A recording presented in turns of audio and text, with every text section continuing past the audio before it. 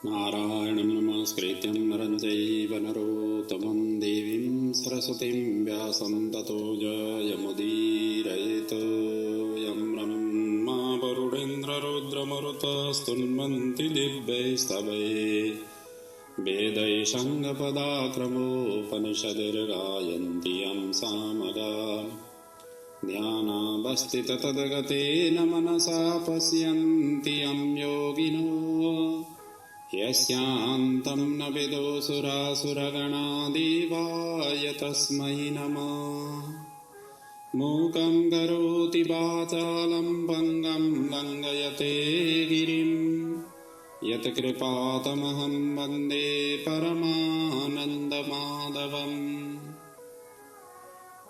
गुरुर्ब्रह्मा गुरुर्विष्णु गुरुर्देवो महेश्वर गुरु साक्षात् परब्रह्म तस्मै श्री गुरवे नमः। बोलिए श्री शिव महापुराण को जय, राष्ट्रदेव भगवान पशुपतिनाथ को जय, नेपालामा को जय, व्यासी भगवान को जय, सद्गुरुदेव महाराज को जय। नेपालभित्र र विश्वभरि छरिएर रहनुहुने समस्त आमा बुवा दाजुभाइ दिदीबहिनीहरूका हृदयमा विराजित राष्ट्रदेव भगवान पशुपतिनाथ स्वरूप आत्मतत्त्वलाई वन्दन गर्दै विद्वान विदुषी गुरु आचार्य चरणहरूमा वन्दन गर्दै शिव महापुराणको यो अमर गाथालाई हजुरहरू समक्ष पुर्याउँदै आउने क्रममा हामी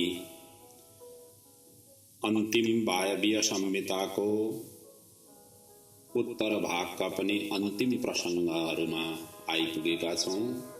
हिजोसम्मका कथामा हामीले 32औं अध्यायलाई पार गर्दै आज 33औं अध्यायदेखिको कथालाई अगाडि बढाउन गइरहेको छु। जम्मा यसमा 41वटा अध्याय छन् र यही नै सायद आजको प्रसङ्ग नै शिव महापुराणको बीट मार्ने अर्थात् पूर्णाहुति गर्ने पनि कोसिस आजको दिन रहनेछ। समयले कहाँसम्म पुर्याउँछ भरिसके आजको दिन नै अन्तिम यो भाग हुनेछ।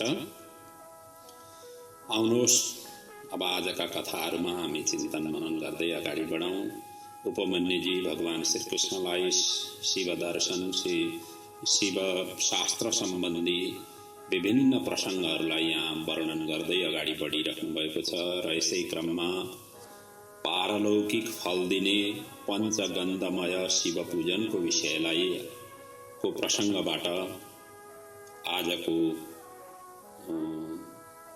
चिन्तन मनन उपमन्युजी श्रीकृष्णलाई श्रवण गराइराख्नु भएको छ। भगवान श्रीकृष्णले यिनै प्रसङ्गलाई प्रश्न गरिसकेपछि उहाँले उत्तर दिन प्रारम्भ गर्नुभयो।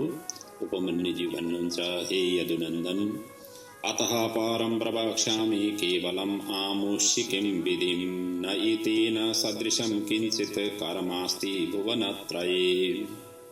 अर्थात् परलोकमा श्रेष्ठता प्रदान गर्ने तीनै लोकको श्रेष्ठ व्रत म वर्णन गर्दछु। प्रतिदिन पञ्चगन्धमय शिव पूजा अर्चन गर्नाले शिव सायुज्यता प्राप्त हुन्छ। यो भन्दा श्रेष्ठ कर्म तीनै लोकमा नै छैन। पञ्चगन्धमय शिवार्चनको विधि यसरी शास्त्रहरूले वर्णन गरेको छ भन्दै उपमन्युजी भन्नुहुन्छ, शीतः चन्दनतोयेन लिङ्गं स्नाप्यः शिवं शिवां श्वेतै विकसितै पद्मै सम्पूज्य प्रणिपत्य च। अर्थात् शिवलिङ्गलाई सेतो चन्दन घोलेर स्नान गराउनुपर्छ अनि आफ्नो शक्ति अनुसार रमणीय पद्मासन निर्माण गरेर त्यसको बीच भागमा स्थापन गर्नुपर्छ।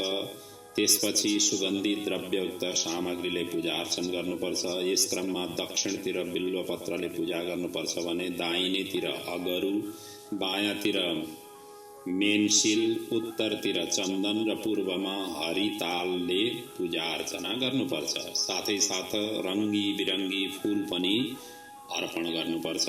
यसरी पूजा अर्चन गरेपछि गुग्गुल, धूप, वस्त्र, खीरको भोग, घिउको दियो, आरती प्रदान गरेर प्रदक्षिणा, प्रणाम, स्तुति र नाना उपहार आदि अर्पण गरेर क्षमा याचना गर्दै प्रार्थना गर्नुपर्छ। प्रणम्य भक्त्या देवेशं स्तुत्वा चान्ते क्षमापयेत, स्तुति गरेर अन्तिममा क्षमापयेत, क्षमा याचना गर्नुपर्छ। यसरी जसले प्रतिदिन पूजा अर्चन गर्छ उसले सम्पूर्ण पापलाई प्रक्षालन गरेर मुक्त स्वयं भएर अन्तिममा शिवलोकको प्राप्ति गर्न पुग्छ। एवं यो अर्चयेत नित्यम पञ्चगन्धमयम शुभम सर्वपाप विनिर्मुक्त शिवलोक महीयते, अन्तिममा शिवलोकको उसलाई प्राप्ति हुन्छ। यो महाव्रत परम गुप्त व्रतहरूमा श्रेष्ठ व्रत पनि हो र शिव भक्तलाई मात्र उपदेश दिनु। यही व्रत गरेर ब्रह्माजीले ब्रह्मत्व, विष्णुले विष्णुत्व, रुद्रले रुद्रत्व, इन्द्र आदि लोकपाल, सूर्य आदि नवग्रह, विश्वामित्र, वशिष्ठ आदि महर्षिगण, अगस्त्य, दधिची, पातालवासी दैत्यहरू, नागराज, सिद्ध, यक्ष, गन्धर्व, राक्षस, भूत, पिशाच आदि र यसै गरी नन्दी, महाकाल, भृङ्गी, गणेश्वर आदिले यही व्रतलाई धारण गरेर ती पदवी र स्वरूपहरू उनीहरूले प्राप्त गरेका हुन् भन्ने प्रसङ्गलाई वर्णन गर्दै अब अगाडि उपमन्युजी भगवान श्रीकृष्णले लिङ्गको कारण रूपको विषयमा प्रश्न गरिसकेपछि, लिङ्ग प्रतिष्ठाको विषयमा प्रश्न गरिसकेपछि र लिङ्ग प्रतिष्ठालाई कसरी पूजा अर्चना गर्नुपर्छ, कसरी प्रतिष्ठापित गर्नुपर्छ, शिवलिङ्गलाई फेरि पूजा अर्चना कसरी गर्नुपर्छ यो पनि बताइदिनुहोस् भनेर यसरी प्रश्न गरिसकेपछि उपमन्युज्यू अब यही प्रसङ्गलाई अगाडि वर्णन गर्नुहुन्छ। उपमन्युज्यू भन्नुहुन्छ, हे यदुनन्दन, सर्वो लिङ्गमयो लोक सर्वं लिङ्गे प्रतिष्ठितं, तस्मात् प्रतिष्ठिते लिङ्गे भवेत् सर्वं प्रतिष्ठितम्। अर्थात् यो सम्पूर्ण लोक नै लिङ्गमय हो, सम्पूर्ण चराचर लिङ्गमै प्रतिष्ठित छन्, त्यसैले लिङ्गको प्रतिष्ठा हुनु नै सबैको प्रतिष्ठा हुनु हो। लिङ्गमै सबै समाहित हुने भएकाले लिङ्गको प्रतिष्ठा गर्ने प्रयास गर्नुपर्छ। यही नै इह र परलोक दुवैतिर कल्याण गर्ने उत्तम मार्ग पनि हो। अव्यक्तम लिङ्गमाख्यातम त्रिगुणम प्रभाव्ययम अनादि अनन्त विश्वस्य यत उपादान कारणम। अर्थात् अव्यक्तलाई नै लिङ्ग भनिन्छ, जो व्यक्त हुँदैन त्यसैलाई नै लिङ्ग भनिएको छ। लिङ्ग अव्यक्त स्वरूप हुन्छ, यो त्रिगुणले युक्त हुन्छ, अनादि र अनन्त छ र संसारको उपादान कारण पनि लिङ्ग नै हो। त्यति मात्र नभएर मायाको आकाशात्मिका मूल प्रकृति पनि यही हो। तदैव मूल प्रकृति मायाचा गगनात्मिका भनेर यसरी वर्णन गरिएको छ। यो चराचर संसार पनि त्यसैबाट उत्पन्न भएको हो। यो शुद्ध अशुद्ध शुद्ध अशुद्ध गरी 3 प्रकारको हुन्छ। त्यसैबाट शिव, महेश, रुद्र, विष्णु पञ्चमहाभूत इन्द्रियहरू उत्पन्न भएर शिवजीको आज्ञा अनुसार कार्य गर्छन् र अन्त्यमा पुनः उनैमा गएर लय हुन पुग्छन्। त्यसैले शिव लिङ्गी हुन् भने लिङ्गलाई आज्ञा दिनुहुन्छ। शिव शिवाको शरीर नै लिङ्ग हो, उनैबाट यो चराचर अधिष्ठित छ। लिङ्ग वेदी महादेवी हुन् भने लिङ्ग साक्षात् महेश्वर हुन्। लिङ्गवेदी महादेवी लिङ्गम साक्षात् महेश्वर, यसरी स्पष्ट भनिएको छ। त्यसै र शिवलिङ्गको पूजा अर्चन गर्नाले शिव शिवाको पूजा अर्चन हुन्छ। लिङ्ग विदेह अव्यक्त निराकार हुन्छ, त्यसैले लिङ्गलाई विशुद्ध स्वरूप मानिन्छ। शिव परम शक्ति हुन् भने शिवा पराशक्ति हुन्। यी दुवैको संयोग शिवलिङ्ग र वेदीमा हुन्छ। जब शक्तिले आज्ञा दिन्छन् अनि मात्र चराचरको सृष्टि हुन्छ। शक्तिम आज्ञा यदा दत्ते प्रसूते तच्चराचरम, त्यस पछाडि मात्रै चराचरको सृष्टि विस्तार हुन पुग्छ। अब यहाँ यसै क्रममा उपमन्युजी ब्रह्मा विष्णुको मोहको विषयमा यहाँ अलिकति संक्षेपमा वर्णन गर्नुहुन्छ। प्रलय कालको समय थियो, विष्णु शेषशय्यामा सुत्नु भएको थियो। त्यसै बेला ब्रह्माजी पुग्नुभयो र विवाद गर्न थाल्नुभयो। विवाद बढ्दै गयो, दुवैले आफू ठुलो हुँ भन्ने तर्क दिए। जस्तो एकले अर्कालाई पुत्र सम्बोधन गर्दै विष्णुले भने, कुतस्त्वम् आगतो वत्स कस्मात्त्वं व्याकुलो वद। यसरी उनले सोधिसकेपछि ब्रह्माले पनि भने, वत्सेति मां कुतो ब्रूसे गुरुं शिष्य इवात्मन मां न जानासि किं नाथं प्रपञ्चो यस्य मे कृति।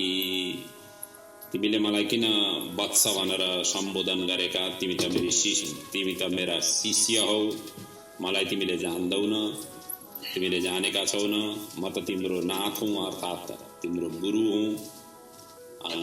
मबाटै यो सबै संसारको सृष्टि भएको हो। आदि इत्यादि भनेर ब्रह्माजीले पनि यसरी उत्तर दिनुभयो।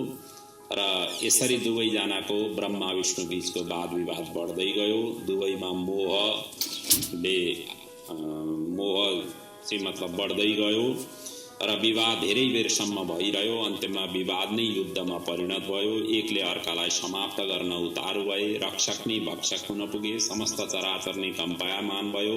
देवता ऋषि सबै किम कर्तव्य विमूढ र त्राही त्राही हुन पुगे। अभवत्स महायुद्धम भैरवम रोमहर्षणम। एकदम भैरवाकृति अर्थात् भैरव भनेको चाहिँ एकदम ठुलो त्यस्तो किसिमको चाहिँ घोर टाइपको चाहिँ रोमहर्षण, रोमलाई पनि आफा केशलाई पनि, हर्षण मतलब खिलाइदिने हो, मतलब रोमलाई पनि एकदम जुरुक उठाइदिने त्यस्तो किसिमको युद्ध हुन पुग्यो। भयावह स्थितिलाई शान्त पार्न दुवैजनाको मध्यमा निराकार ज्योतिर्मय शिवलिङ्ग प्रकट गराइदिनु भयो। मायाको विस्तार गर्नुभयो। छोर पत्ता लगाउन नै ठुलो हुनेछ भन्ने सहमति भयो। ब्रह्माजी तुरुन्त हंसारुण भएर आकाश मार्गबाट माथितिर लागे भने विष्णु पनि वराह रूप धारण गरी रसातलतिर प्रस्थान गरे। लामो समय बित्यो। दुवैले अन्तिम बिन्दु पत्ता लगाउन सकेनन्। त्यस पछाडि पूर्ववत ठाउँमा फर्किए र सोच्न थाले। शिवजीको मायाले दुवै मोहित हुन पुगेका थिए। माया मोहितो शम्भो कृताकृतम न जगमतो प्रणिपत्य किमात्मेदः इत्य चिन्तयताम तदा। यसरी चिन्तित अवस्थामा थिए, सोचि नै रहेका थिए। त्यति नै बेला ज्योतिर्मय शिवलिङ्गबाट शब्द लक्षण एकनाद ओम प्रकट भयो, जसलाई ब्रह्माको प्रतिपादक ब्रह्म पनि भनिन्छ। अथा आविरवद तत्रः सनादम शब्द लक्षणम ओम इत्येकाक्षरम ब्रह्म ब्रह्मणः प्रतिपादकम। ओम शब्द ओम नाद चाहिँ त्यहाँलाई प्रकट भयो र त्यही ओमको अबाट ऋग्वेद, उबाट यजुर्वेद, मबाट सामवेद र नादबाट अथर्ववेद प्रकट भए। त्यसै गरी समस्त शास्त्र कला आदि निस्तृत भए। समस्त चराचर व्याप्त त्यसैबाट फेरि क्रमशः बढ्दै गएर सबै सचराचर व्याप्त भयो। र यो समस्त र व्यस्त संसारले ओंकारको अर्थलाई नै व्यापक गराउँछ। ओम भित्रै समाइछ। यो एक अक्षर ओम सम्पूर्ण ब्रह्मको वाचक हो। त्यसैले शिवजीले ओमकारबाट यो संसारको निर्माण गर्नुहुन्छ। समस्तम व्यस्तम अपि च प्रणवार्थम प्रचक्षते तेन ओम इति जगत कृष्णम कुरुते प्रथमम शिव। भगवान शिवजीले चाहिँ यही ओमबाटै नै सबै चिजहरूको चराचर संसारको निर्माण गर्नुहुन्छ।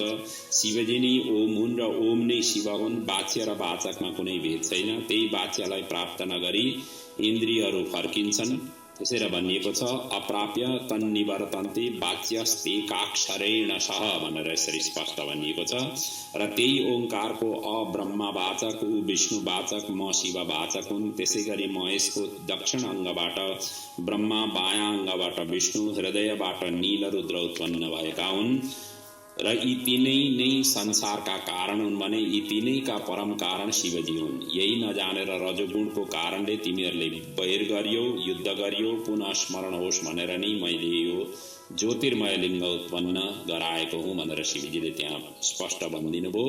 अर्थमेतत् अभिज्ञाय रजसा बद्धवैरयो युवयो प्रतिबोधाय मध्ये लिङ्ग उपस्थितम भनेर यसरी आकाशवाणीबाट त्यसरी स्पष्ट उच्चारण गर्दै दुईटैको वैरलाई समाप्त गर्ने, मायालाई समाप्त गर्नका लागि यसरी मैले प्रकट गरेको हुँ भनेर त्यसरी आकाशवाणी भयो। ज्योतिर्मय लिङ्गको स्वरूप थाहा भएपछि ब्रह्मा र विष्णुको मोह हट्यो। शुद्ध भएर पूर्ववत अवस्थामा स्थित हुन पुगे र दुवैले शिवजीसँग क्षमा याचना गरे, स्तुति गरे र अन्त्यमा हामीले अगाडि के गर्नु आज्ञा दिनुहोस् भनेर यसरी प्रार्थना गरे।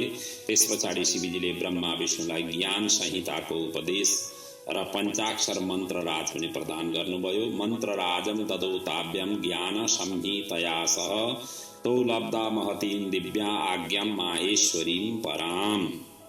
र त्यति मात्रै होइन, सृष्टि र पालनको कार्य सुचारू ढङ्गले गर्न समेत निर्देशन दिएर ज्योतिर्मय लिङ्ग अन्तर्ध्यान हुनु पुग्यो। यता विष्णु र ब्रह्मा पनि आफ्ना मोह र लज्जालाई त्याग गरी आपसमा मिले सृष्टि स्थितिको कार्यभार पुनः सम्हाल्न थाले। यसरी ज्योतिर्मय लिङ्गको प्राकट्य र तिरोधान भएपछि इन्द्रादि देव, असुर, ऋषि, मनु, मानव आदिले लिङ्ग प्रतिष्ठा गर्दै आएका हुन् र विधिवत पूजा अर्चना गर्दै आएका हुन्। ततः प्रवृत्ति शक्राद्यः सर्व एव सुरासुरः लिङ्ग प्रातिष्ठां कुर्वन्ति लिङ्गे तं पूजयन्ति च। यहीँदेखि नै यसरी प्रारम्भ भएको हो भनेर लिङ्गको स्थापना, लिङ्गको पूजन अर्चन चाहिँ यसरी प्रारम्भ भएको हो भन्ने कुरालाई चाहिँ यहाँ उपमन्युजीले भगवान श्रीकृष्णलाई सम्झाउनुभयो। त्यस पछाडि लिङ्ग प्रतिष्ठा र पूजा विधिको विषयमा भगवान श्रीकृष्णले सोधिसकेपछि अब उपमन्युजी लिङ्गलाई कसरी प्रतिष्ठा गर्नुपर्छ, त्यसको पूजन विधि के हो, त्यसको पनि यहाँ वर्णन गर्नुहुन्छ। हे यदुनन्दन, हुन त यी प्रसङ्गहरू पहिलेका प्रसङ्गहरूमा आइसकेका छन्, तैपनि यहाँ संक्षेपमा वर्णन गरिँदैछन्। किनभनेदेखि पुस्तकमा जे उल्लेख गरिएका छन् ती अध्याय पछिकै कथाहरू नछुटुन् भन्ने उद्देश्यले पनि हो यो, कि ताकि सबैका पूर्वापर प्रसङ्गले सबै कथा, सबै प्रसङ्गहरू चाहिँ समेटिउन्। जे शिव पुराणमा उल्लेख गरिएका छन् ती सबैलाई समेटौँ भन्ने उद्देश्यले पनि प्रसङ्गहरूलाई पुनः पुनः जहाँ जहाँ प्रसङ्ग आएका छन् त्यहाँ त्यहाँ पुनरुक्ति हुन पुगेका छन्। उपमन्युजी भन्नुहुन्छ, हे यदुनन्दन, अनात्मा प्रतिकूलेतु दिवसे शुक्लपक्षके शिवशास्त्रोक्त मार्गेण कुर्यात् लिङ्गम प्रमाणवत्। अर्थात् शुक्ल पक्षका दिनहरूमा आफूलाई सहज र अनुकूल दिनमा शिवशास्त्रोक्त विधि प्रमाण अनुसार शिवलिङ्गको निर्माण गर्नुपर्छ। पहिले त शिवलिङ्गको निर्माण गर्नु पर्यो। यसका लागि सबैभन्दा पहिले भूमिलाई परीक्षा गरी शुभ स्थानलाई लिनुपर्छ र 10 उपचार गर्नुपर्छ। यस क्रममा सर्वप्रथम गणेशजीलाई पूजा अर्चन गरेर शिवलिङ्गलाई सुवर्णको सिक्का र कुमकुम आदि घोलेर शिल्प शास्त्र अनुसार उचित आलेखन गर्नुपर्छ। त्यस पछाडि अष्टमृत्तिकायुक्त जल र पञ्चगव्यले लिङ्गलाई विधिवत स्नान गराउनुपर्छ। अनि वेदी सहित लिङ्गलाई पूजा गरी दिव्य जलाशयमा लगेर पिण्डिका सहित जलादिवास गराउनुपर्छ। त्यस पछाडि धान्यादिवास, पुष्पादिवास क्रमशः 5, 3 या 1 दिन यी धान्यादिवास आदि गर्नुपर्छ। त्यस पछाडि प्रतिष्ठा विधि अनुसार ओम कुम्भ अभिषेक, प्रधान होम, शतरुद्रीय संहिताको पाठ, मन्त्र जप आदि गर्नुपर्दछ। त्यस पछाडि शिवलिङ्ग स्थापना गर्ने वेदीको खाल्डो आधार स्थलमा खाल्डो खनेर त्यसमा आधार स्थलमा पूजा अर्चन शुद्धिकरण गर्नुपर्छ। यस क्रममा आधार स्थलमा ब्रह्मशिलालाई स्थापना गर्नुपर्छ। त्यो खाल्टोलाई अष्टमृत्तिकाले को जल, पञ्चगव्य आदिले प्रोक्षण गर्नुपर्छ। त्यस पछाडि ब्रह्मशिलाको न्यास, धातु, बीज, गन्ध, औषधि आदिले पूजा अर्चन गरेर ब्रह्मशिलालाई विधिपूर्वक मन्त्रोच्चारणपूर्वक स्थापन गर्नुपर्छ। र त्यही ब्रह्मशिलामाथि नै शिवलिङ्गलाई चाहिँ स्थापना गर्नुपर्ने भएको हुनाले यो ब्रह्मशिलाको चाहिँ विशेष रूपले आराधना, उपासना, पूजा अर्चना गरेर स्थापित गरेर त्यसैमाथि नै शिवलिङ्गको जुन स्वरूप छ त्यसलाई स्थापित गराउनुपर्छ। त्यति गरेपछि शुभ घडी शुभ मुहुर्तमा विधिवत शिवलिङ्गलाई स्थापना त्यही ब्रह्मशिलामाथि गर्नुपर्छ। न्यास सबै सुसम्पन्न गर्नुपर्छ, सबै प्रकारका न्यासहरू गर्नुपर्छ। अनि विधिवत पूजा अर्चना गरी अर्घ्य प्रदान गर्नुपर्छ। यदि सम्भव भए वटवृक्षको दूधले सर्वप्रथम अभिषेक गर्नु भनेर यहाँ उल्लेख गरिएको छ। वटवृक्ष मतलब बरको जो दूध छ, बरको रुखबाट पनि दूध आउँछ। कतिपय वृक्षहरूबाट दूध आउँछ, हामीलाई थाहा भएकै कुरो हो। र यहाँ वटवृक्षको दूधले सर्वप्रथम अभिषेक गर्नु शिवलिङ्गलाई भनेर यसरी उल्लेख गरिएको छ। यदि सम्भव भयो भने त्यो गर्ने। त्यस पछाडि महापूजा, औषधि युक्त 10 कलशले अभिषेक, न्यास आदि यी सबै प्रक्रिया जो प्रतिष्ठा गर्ने जुन प्रक्रियाहरू छन् ती सबै क्रमशः गर्दै जानुपर्छ। र यहाँ भनिएकै छ, महापूजा अथारम्भ सम्पूज्य कलशान् 10 शिवमन्त्र अनुस्मृत्य शिवकुम्भ जलान्तरे। र त्यस पछाडि आचार्य र गुरुले उत्तराभिमुख भई विनम्र भावले हात जोडेर शिवलाई आवाहन यसरी गर्नुपर्छ। वृषभारूढ या विमानारूढ आभूषणले विभूषी शिवलाई आकाश मार्ग आउँदै गरेको स्मरण गरी मङ्गल घोष, जय ध्वनि, स्तुति, नृत्य, नमस्कार आदि गरेर पञ्चोपचारले पूजन गरी समापन गर्नुपर्छ। यही विधिले नै मूर्तिको पनि प्रतिष्ठा हुन्छ। अर्थात् लिङ्ग र मूर्तिको प्रतिष्ठा विधि दुवैको एकै तरिकाले हुने हो, एकै तरिकाले गर्नुपर्छ। स्वयम्भू लिङ्ग वा ऋषिद्वारा स्थापित मूर्ति या लिङ्गलाई भने प्रतिष्ठा गरिरहनु पर्दैन, केवल प्रोक्षण गर्दा मात्रै हुन्छ। खण्डित, छत विच्छत या विशीर्ण लिङ्ग मूर्ति भएमा जलमा प्रवाहित गरिदिनुपर्छ। जोड्दा हुने भए जोडेर पनि प्रतिष्ठा गर्नुपर्छ भनेर यहाँ लेखिएको छ। खण्डित भएका मूर्तिहरू यदि जोड्दा हुन्छ भनेदेखि जोड्नु पनि भनेर यहाँ उल्लेख गरिएको छ। त्यसको यहाँ प्रमाण यसरी दिइएको छ, सन्धान योग्यम सन्धाय प्रतिष्ठा विधिमाचरेत्। यदि सन्धान गर्ने अर्थात् जोड्ने योग्य छन् भनेदेखि जोडेर पुनः प्रतिष्ठा गरेर स्थापित गर्न सकिन्छ भनेर यो प्रमाण यहाँ दिएको छ। र प्रतिष्ठित लिङ्गलाई नित्य पूजा अर्चन गर्नुपर्छ। एक दिन छुट्यो भने अर्को दिन 2 गुणा गर्नुपर्छ। 2 रात्रि छुट्यो भनेदेखि महापूजा गर्नुपर्छ र सम्प्रोक्षण गर्नुपर्छ। 1 महिनाभन्दा ज्यादा छुट्यो भने त पुनः प्रतिष्ठा गरेर मात्रै पूजा अर्चना गर्नुपर्छ। यसरी यहाँ वर्णन गरिएको छ। र स्थापित लिङ्ग प्राप्त नभएमा जल, अग्नि, सूर्य, आकाशमा शिव सम्झेर पूजा अर्चना गर्नुपर्छ। अलब्धे स्थापिते लिङ्गे शिवस्थाने जले थवः बन्धौ रवौ तथा व्योम्नि भगवन्तं शिवम यजेत भनेर यसरी स्पष्ट भनिएको छ। अब यस पछाडिका प्रसङ्गहरूमा भगवान श्रीकृष्णद्वारा योग सम्बन्धी साधिकार, अङ्ग, सविधि र सप्रयोजन आदि विषयमा जिज्ञासा राखिसकेपछि अब योगको विषयमा यहाँ उपमन्युजी वर्णन गर्नुहुन्छ। योग अष्टाङ्ग योग जसलाई हामी थाहा पाइरहेकै कुरो हो यो, र यी योगहरूमा यम नियम आदिका निरूपणहरू गरिएका छन्। अब यसको साङ्गो पाङ्गो यहाँ वर्णन उपमन्युजीले गर्नुभएको छ। यी अगाडिका प्रसङ्गहरूमा उपमन्युजी भन्नुहुन्छ, हे यदुनन्दन, मानसिक वृत्तिलाई निरोध गरी शिवजी प्रति मनलाई निश्चल भक्ति लगाउने वृत्ति नै योग हो। यो 5 प्रकारको हुन्छ। पहिलो चाहिँ मन्त्र योग हो, दोस्रो स्पर्श योग, मन्त्र योग, स्पर्श योग, भाव योग तथा पर, अभाव योग सर्वेभ्यो, महायोग परो मतः।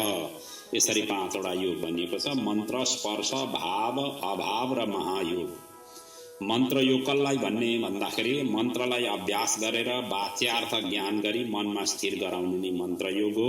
मनको त्यही वृत्ति जब प्राणायामतिर अग्रसर हुन्छ त्यस अवस्थामा त्यो स्पर्श योग हुन पुग्छ।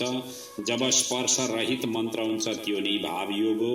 जब सम्पूर्ण विश्वको रूप अवयवहरू तिरोभाव अर्थात् विलय हुन पुग्छन् त्यो नै अवस्था नै अभाव योग हो। जब एकमात्र उपाधि शून्य शिव स्वरूपको चिन्तन मात्रै रहन्छ या त्यो अवस्थामा पुग्छ। मनको वृत्ति नै जब शिवमय हुन पुग्छ त्यो स्वरूप नै महायोग हो। अब यसको अर्थ यो निस्किन्छ कि महायोग चाहिँ सबैभन्दा श्रेष्ठ प्रकारको योग हो र जसले लौकिक र पारलौकिक दुवैतिरको विषय वासनालाई हटाएर मनलाई निर्मल र विरक्त बनाउन सफल भएको छ उसले मात्र योगमा प्रवेश गर्न सक्छ। नत्र भनेदेखि त योग त भोग हुन पुग्दछ। अब यी सबै लोक पारलौकिक दुवैतिरको विषय वासना, बन्धन, आसक्ति यी सबैहरूलाई छोडेर मनलाई निर्मल जसले बनाएको छ त्यही मात्रै योगमा सन्धान गर्न सक्छ, योगमा कन्सन्ट्रेसन गर्न सक्छ, योगको स्वरूपलाई उसले प्राप्ति गर्न सक्छ, नत्र भने गर्न सक्दैन भन्दै अब योगका प्रकारहरू अगाडि वर्णन गरिएका छन्। अष्टाङ्गो वा षडाङ्गो वा सर्वयोग समासतः। विद्वानहरूले कतै अष्टाङ्ग योग भनेका छन्, 8 वटा योग भनेका छन् भनेदेखि कतै षडाङ्ग अर्थात् 6 वटा योगको वर्णन गरिएको छ, जसका नामहरू छन् यम, नियम, आसन, प्राणायाम, प्रत्याहार, धारणा, ध्यान र समाधि हुन्। यी 8 वटा योग हुन्। यसबाट यम र नियमलाई निकालिदियो भने 6 वटा मात्रै रहन्छन्। शिवशास्त्रहरूमा भने यी दुवै प्रकारको योगको चर्चा यहाँ गरिएको छ। पहिलो नम्बरमा अब यम के हो, यम केलाई भन्ने, नियम केलाई भन्ने, आसन केलाई भन्ने आदि इत्यादिका अब अगाडि वर्णन गरिएका छन्। अब यम जम्मा 5 प्रकारको हुन्छ, जसमा अहिंसा, सत्य, अस्तेय, ब्रह्मचर्य र अपरिग्रह। अस्तेय भन्नाले चोरी नगर्नु, यो पनि 2 किसिमको हुन्छ, मानसिक चोरी र शारीरिक चोरी। यी दुवैलाई त्याग गर्नु अस्तेय हो। ब्रह्मचर्य भन्नाले गुरु सेवा, वेदाध्ययनको समयमा गर्नु पर्ने नियम, जीवनका 4 आश्रम मध्ये पहिलो आश्रम, साथै वीर्यको रक्षा गर्नु, यसलाई नै ब्रह्मचर्य भनिएको हो। अपरिग्रह भन्नाले न दान लिनु हो, मतलब दान नलिनु हो, तर भोजनका लागि भने चाहिँ भिक्षाटन गर्नु, दान चाहिँ नलिनु। अब भोजन वृत्तिलाई चाहिँ अगाडि बढाउनका लागि भिक्षाटन गर्नु। त्यो भिक्षाटनलाई दान भनिएको छैन। भोजन वृत्ति जीविकोपार्जनका लागि भिक्षा माग्नु भनेको चाहिँ यो चाहिँ दान होइन भनेर यहाँ भनिएको छ। बाँकी अन्यका लागि दान नलिनु, त्यही नै हो अपरिग्रह।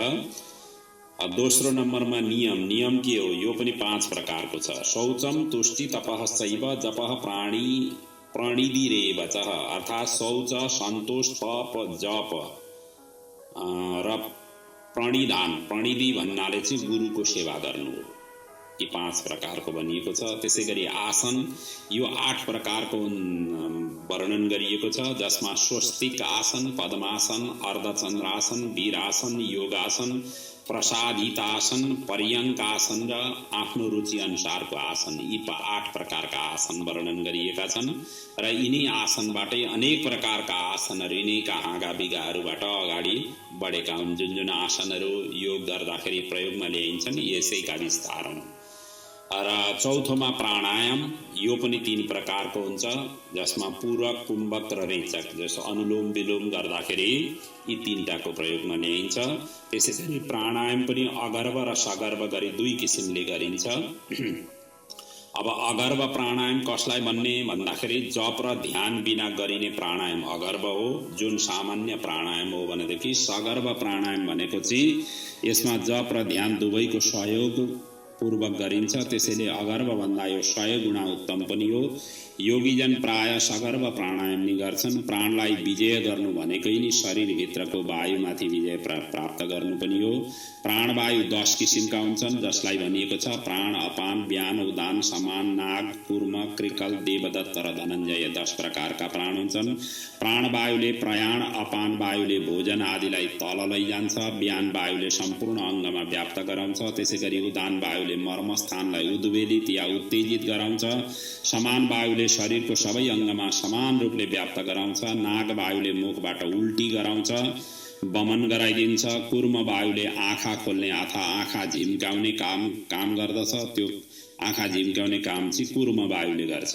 त्यसै गरी कृकल वायुले चाहिँ छीक या हाक्स्यौँ गर्दा त्यो कृकल वायु चाहिँ निस्किन्छ, अर्थात् त्यो प्रयोग हुन्छ। र देवदत्त वायुले चाहिँ जम्माइ लिँदा, उबासी लिँदा, जम्माइ लिँदाखेरि यो प्रयोग हुन्छ भने शरीरमा सर्वत्र व्याप्त वायु चाहिँ धनञ्जय वायु, शरीरको सबै अङ्ग प्रत्यङ्गहरूमा जाने भ्रमण गर्ने वायु चाहिँ धनञ्जय वायुले गर्छ।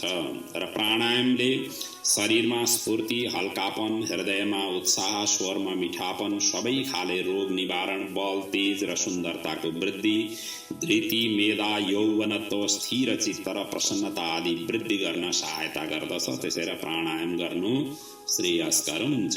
नियमित प्राणायाम गरियो भने शरीरका सबै खाले क्लेशबाट मुक्ति, शुद्ध चित्त र शान्ति पनि प्राप्ति हुन्छ भनेर यहाँ वर्णन गरिएको छ। प्राणायामस्य तस्यैते कलां नार्हन्ति षोडशीम्। प्राणायामको बारेमा त सर्वश्रेष्ठ भनिएको छ, यो गर्नु नै पर्ने हुन्छ।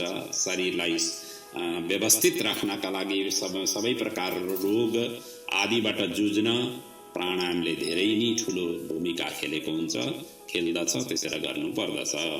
अब 5औं नम्बरमा प्रत्याहार। प्रत्याहार भनेको के हो भनेदेखि इन्द्रियहरूले इच्छाएका आसक्तिपनलाई हटाएर आफूभित्र निगृहित गर्नु नै प्रत्याहार हो।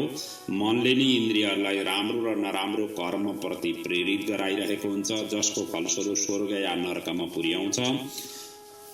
6औं चाहिँ धारणा हो। चित्तलाई कुनै एक स्थान विशेषमा स्थिर गर्नु, ध्येय विशेषमा स्थिर गर्नु नै धारणा हो। कुनै एक स्थानमा लक्षित गरेर स्थिर रहनु नै धारणा हो। लक्ष्यबाट नहट्नु नै सिद्धि प्राप्त हुनु पनि हो। त्यसैले धारणाबाट त्यो लक्ष्य प्राप्तिका लागि यो सहायक सिद्ध हुन्छ। र 7औंमा ध्यान हो। अव्याक्षिप्तेन मनसः ध्यानम नाम तदुच्यते, अर्थात् विक्षेप रहित चित्तले एउटै मात्र लक्ष्यलाई प्राप्त गर्न दृढ संकल्पित भएर चिन्तन गर्नु नै वस्तुतस्तुत ध्यान हो। ध्येयाकार वृत्तिमा निरन्तरता दिनुपर्छ, अवच्छिन्न हुनुपर्छ। योगीले 4 तत्त्वलाई एकाकार गरेर ध्यान गर्नुपर्छ। त्यसमा भनिएको छ ध्याता ध्यानम तथा ध्येयम यच्च ध्यान प्रयोजनम एतत् चतुष्टयम ज्ञात्वा योगम युज्यित योगवित्। योगवित्ले चाहिँ यी 4वटा ध्याता, ध्यान, ध्येय र ध्यान, यी 4वटालाई एकाकार गरेर गर्नुपर्छ। ध्याता हुनको लागि ज्ञान र वैराग्य युक्त, श्रद्धालु, क्षमाशील, ममता रहित र सधैँ उत्साहपूर्ण हुनुपर्छ। अर्थात् यी गुण भएमा मात्र ध्यान गर्न सकिन्छ मतलब भन्न खोजेको हो। त्यसै पनि ध्यान गर्दा थाकियो भने जप गर्नुपर्छ, जप गर्दा थाकियो भने ध्यान गर्नुपर्छ। यसो गर्नाले तुरुन्त सिद्धि प्राप्त हुन्छ भनेर वर्णन गरिएको छ। त्यसैले यहाँ भनिएको छ जपात शान्त पुनः ध्याये ध्यानात शान्त पुनर्जपित जप ध्यानै वियुक्तस्य क्षिप्रम योग प्रसिद्ध्यति। र 8औं चाहिँ अब समाधि हो। समाधि केलाई भन्ने भन्दाखेरि योगको अन्तिम बिन्दु नै समाधि हो। यसमा ध्याता निश्चल महासागर झैं समान भावमा स्थिर हुन पुग्छ। यसबेला ध्यान स्वरूपले शून्य झैं हुन पुग्छ। यही अवस्था नै समाधि हो। यस अवस्थामा पुगेपछि निभेको आगो झैं शान्त हुन पुग्छ। त्यति मात्र होइन, श्रवण, घ्राण, वाक, स्पर्श, दृश्य आदि सबै मेटिन्छन्। वायु रहित स्थानमा राखिएको बत्ती झैं यो हल्लिँदैनन्। त्यस्तो अवस्थामा पुग्छ। त्यसैले यहाँ भनिएको छ न शृणोति न चाघ्राति न जल्पति न पश्यति न च स्पर्श बिजानाति न संकल्पयति मनः। त्यो चाहिँ स्थितिमा पुग्नु भनेको चाहिँ ध्यान हो, समाधि हो। योगले सबै विघ्न र उद्वेगलाई नाश गरी साम्य बनाउँछ। त्यसैले योग गर्नु श्रेयस्कर हुन्छ भन्दै यो प्रसङ्गलाई यहाँ प्रणाम गरिएको छ। अब अगाडिका प्रसङ्गहरूमा भगवान श्रीकृष्णले योगका मार्गहरूमा कतिपय ठाउँहरूमा विघ्नहरू उपस्थित हुन्छन्। ती विघ्नहरूका बारेमा पनि बताइदिनुहोस्। कस्तो कस्तो अवस्थामा विघ्नहरू उपस्थित हुन्छन्। पृथ्वीदेखि बुद्धि पर्यन्त ऐश्वर्य गुणहरूको पनि वर्णन गरिदिनुहोस्। शिवको ध्यान कसरी गर्ने त्यसको पनि वर्णन गरिदिनुहोस् भनेर यसरी विभिन्न प्रश्न गरिसकेपछि उपमन्युजी अगाडि वर्णन गर्नुहुन्छ। हे यदुनन्दन, आलस्यं व्याधयस्तीव्रा प्रमाद स्थान संशय अनवस्थित चित्तत्वम् अश्रद्धा भ्रान्ति दर्शनम दुःखानि दौर्मनस्यं च विषयेषु च लोलता। अब यी 10वटा यहाँ माथि जुन श्लोकमा वर्णन गरियो, यी 10वटा चाहिँ योग मार्गका लागि विघ्न कारक हुन्। यी गुण मध्ये एक या तो भन्दा ज्यादा गुण योगीमा प्रवेश गरे भने योग गर्न सक्दैन भन्ने सोच्दा हुन्छ। यी 10वटा नि हानिकारक हुन्। सबैभन्दा पहिले आलस्य हो। आलस्य भनेको अल्छी, अल्छीले योगै गर्न सक्दैन। दोस्रो हो तीक्ष्ण व्याधिहरू, रोगले आक्रान्त भएको मान्छेले नि योग गर्न सक्दैन। प्रमादीले पनि योग गर्न सक्दैन। अब यसको विस्तृत तल व्याख्या गरिएको छ। अर्थात प्रमाद हो, स्थान संशय हो, अनवस्थित चित्त हो, अश्रद्धा हो, भ्रान्ति दर्शन हो, दुःख, दौर्मनस्य र विषय लोलुपता, ये 10वटा चाहिँ योग मार्गका लागि बाधक हुन्, यी साधक होइनन्। अब त्यसैको यहाँ व्याख्या गरिएको छ। आलस्य भनेको चाहिँ शरीर र चित्तमा आलस्यको भाव जागृत हुनु नै आलस्यता हो। दोस्रो नम्बरमा व्याधि भनेको छ वात, पित्त र कफ यी धातु मध्ये कुनै एकको विषमताले उत्पन्न गराउने दोष नै व्याधि हो। तेस्रोमा प्रमाद, असावधानीको कारणले योगजन्य कार्य हुन नपाउनु नै प्रमाद हो। स्थान संशय, चौथोमा स्थान संशय भन्ने छ। यो या त्यो भन्दै उभय द्वन्द्व सिर्जना भई चित्त स्थिर नहुनु नै स्थान संशय हो। 5औंमा अनवस्थित चित्त भनेको छ मन र चित्त स्थिर नहुनु नि अनवस्थित चित्तता हो। 6औंमा अश्रद्धा, भाव नहुनु, अनुराग शून्य हुनु, मनको वृत्ति त्यस्तो भएमा अश्रद्धा उत्पन्न हुन्छ र त्यो पनि योगका लागि बाधक हुन्छ। 7औंमा भ्रान्ति भन्नाले चाहिँ विपरीत भावना युक्त बुद्धि हुनु नै भ्रान्ति हो। र 8औंमा दुःख, कष्ट हुनु नै दुःख हो। यो 3 किसिमले हुन्छ। एउटा त आध्यात्मिक, दोस्रो आदि भौतिक, तेस्रो आदि दैविक। यी 3 प्रकारका कष्टहरू मध्येमा कुनै पनि कष्टहरू उत्पन्न भयो भनेदेखि त्यो पनि योगका लागि साधक हुँदैन। 9औंमा दौर्मनस्य, इच्छामाथि आघात भई मनमा जुन क्षोभ उत्पन्न हुन्छ त्यही नै दौर्मनस्य भनेर व्याख्या गरिएको छ। त्यसैले इच्छा शक्तिलाई कुनै पनि प्रकारले विघ्न आउनु भनेकै नि दौर्मनस्य हो। 10औंमा विषय लोलुपता भनेर भनिएको छ। यो विषय लोलुपता भनेको चाहिँ विचित्र विषयहरूमा सुखको भ्रम उत्पन्न हुनु नै विषय लोलुपता हो। वासनाहरूको लोलुपता भयो भने पनि ध्यान गर्न सक्दैन। यी सबै बाधक हुन् र योग परायण योगीले उपरोक्त विघ्नलाई शान्त गराएपछि दिव्य उपसर्ग प्राप्त गर्छन्, जुन चाहिँ सिद्धिहरूका सूचक मानिन्छन् र ती 6 किसिमका छन् भनेर यहाँ अगाडि वर्णन गरिएको छ। अब योग सिद्धिका लागि 6 सूचकहरू, तिनीहरूमा चाहिँ प्रतिभा, श्रवणम, वार्ता, दर्शन, आस्वाद, वेदना, उपसर्गा, षडिते निव्यय योगस्य सिद्धय। अर्थात् योग सिद्धिका यी 6 सूचक हुन्। एउटा त हो प्रतिभा, दोस्रो श्रवण, तेस्रो वार्ता, चौथो दर्शन, 5औं आस्वाद र 6औं हो वेदना। अब यिनीहरूको पनि व्याख्या गरिएको छ। प्रतिभा भन्नाले सूक्ष्म पदार्थलाई ठिक ढङ्गले प्रतिभास अर्थात् ज्ञान हुनु नै प्रतिभा हो। दोस्रोमा श्रवण, सुन्न नखोज्दा पनि या प्रयत्न नगर्दा पनि सम्पूर्ण शब्द सुनाइदिनु नै श्रवण शक्ति हो। तेस्रो हो वार्ता, सम्पूर्ण देहधारीहरूको कुरालाई सम्झिन सक्नु नै या ज्ञान लिन सक्नु नै वार्ता हो। चौथो हो दर्शन, दिव्य पदार्थलाई कुनै किसिमको प्रयत्न बिना नै देख्न सक्नु नै दर्शन हो।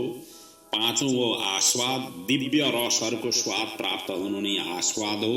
6औं हो वेदना, अन्तःकरणद्वारा दिव्य स्पर्शको अनुभव हुनु एवं ब्रह्मलोकसम्मको गन्धादि दिव्य भोगहरूको अनुभव हुनु नै वेदना हो भनेर यसरी 6 प्रकारका सिद्धि, योगबाट सिद्धि भएका व्यक्तिले यी प्राप्त गर्छन् भनेर यहाँ उल्लेख गरियो।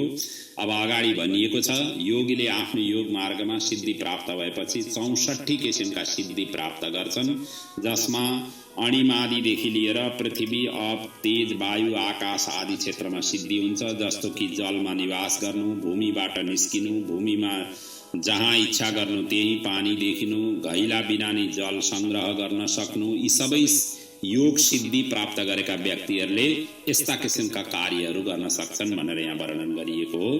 त्यसरी यहाँ भनिएको छ जले निवसनम चैव भूम्यामेव विनिर्गमः यत्रोक्षति जगत्यस्मिन् तत्रैव जलदर्शनम। जहाँ इच्छा गर्छन् जल देख्नका लागि ती देख्न सक्दछन्। त्यति मात्र होइन, नीरसलाई सरस बनाउनु, समुद्रलाई बिना कष्ट नै पिउन सक्नु, शरीरबाट अग्नि प्रकट गर्नु, अग्निलाई पानीमा हातले स्थापित गर्नु, सृष्टिलाई भस्म गरेर फेरि स्थापित गर्नु, मुखमै अन्नादिलाई पकाइदिनु, अरूको हृदयमा प्रवेश गर्न सक्नु, परकाय प्रवेशनम। अनि त्यसै गरी प्रयत्न बिना नै सजिलै पर्वत आदि भारी पदार्थहरूलाई धारण गर्न सक्नु, इच्छा अनुसार आकाशमा विचरण गर्न सक्नु, आकाशलाई आफ्नो शरीरमा समेट्न सक्नु, आकाशलाई पिण्ड बनाइदिनु, शरीरलाई लुप्त गर्न सक्नु, गुप्त पदार्थलाई देख्न सक्नु, बसमा राख्न सक्नु, एउटै स्थानबाट सम्पूर्ण ब्रह्माण्डलाई देख्न सक्नु आदि गुणहरू योग सिद्धि गरेका व्यक्तिहरूले प्राप्त गर्दछन्। छेदनम ताडनम चैव बन्धनम मोचनम तथा ग्रहणम सर्वभूतानां संसार वशवर्तिनाम।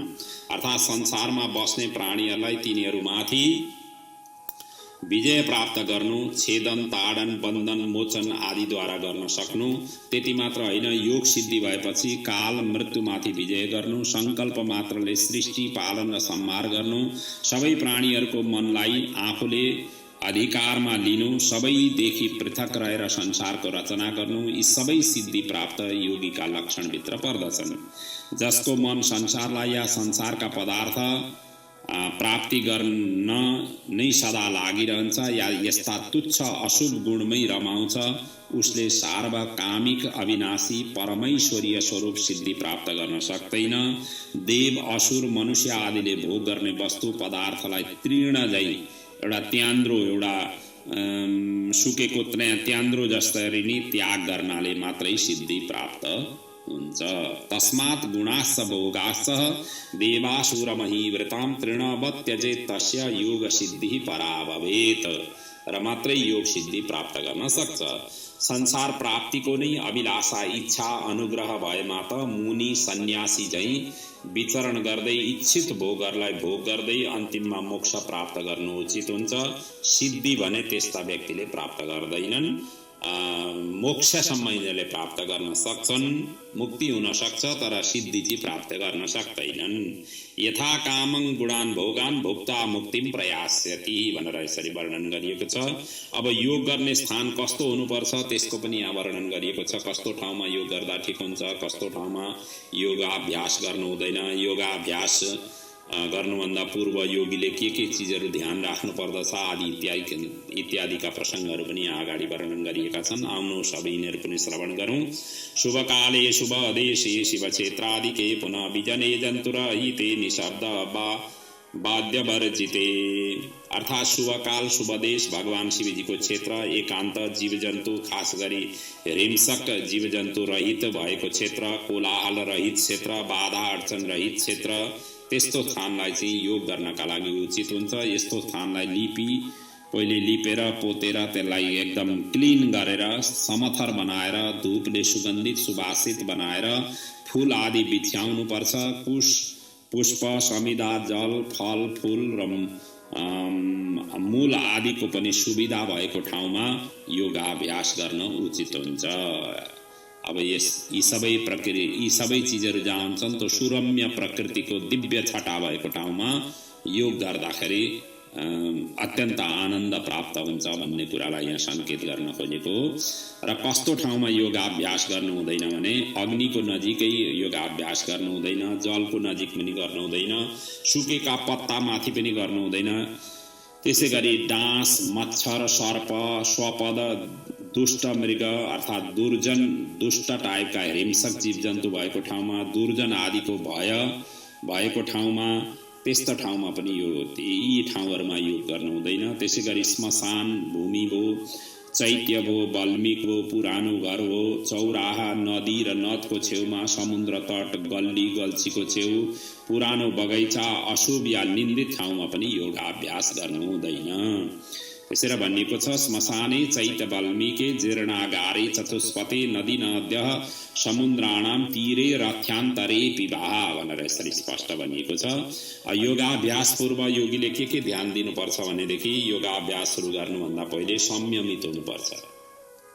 सबैभन्दा पहिलो नियम नै संयमित हुनु हो।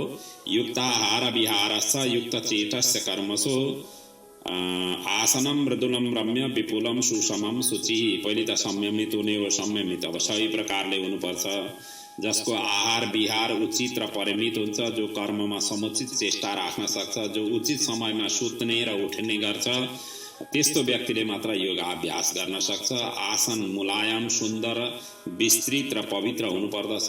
त्यो दोस्रो प्रकारको प्रक्रिया हो। ध्यान गर्न सुरु गर्नुभन्दा पहिले यी चिजहरूलाई ध्यान राख्नुपर्छ। आसनम मृदुलम रम्यम विपुलम सुसमम शुचि। सर्वप्रथम आफ्ना गुरु र आचार्य परम्परालाई वन्दन गर्नुपर्छ। त्यस पछाडि गर्दन शिर र छातीलाई सिधा राख्नुपर्छ। अब योग गर्दाखेरि कसरी बस्नु भन्ने कुरालाई यहाँ वर्णन गरिएको छ। ओठ र नेत्र पुरै बन्द गर्नु हुँदैन।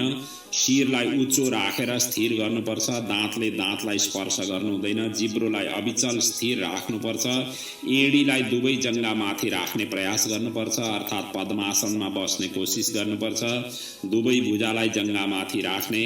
त्यसपछि पीठलाई उच्चा गर्दै छातीलाई अगाडि पार्दै सुस्थिर हुने र नासिकाको अग्रभागमा दृष्टिलाई स्थिर गर्नुपर्छ। अन्य दिशामा दृष्टि दिनु हुँदैन। सम्प्रेक्ष नासिकाग्रमसम दिशश्चानावलोकयन्। अथवा नासिकाको अग्रभागमा चाहिँ आफ्नो दृष्टिलाई स्थिर गराउनुपर्छ।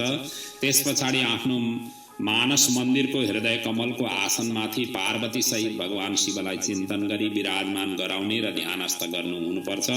त्यस पछाडि यज्ञद्वारा शिवलाई पूजा अर्चन गरी प्राणको सञ्चारलाई पनि रोकेर पाषाण झैं निश्चल हुनुपर्छ। मूले घ्राणे अथवा नाभौ कण्ठे वा तालुरन्ध्रयो भ्रूमध्ये द्वारदेशे वा ललाटे मूर्ध्नि वा स्मरेत।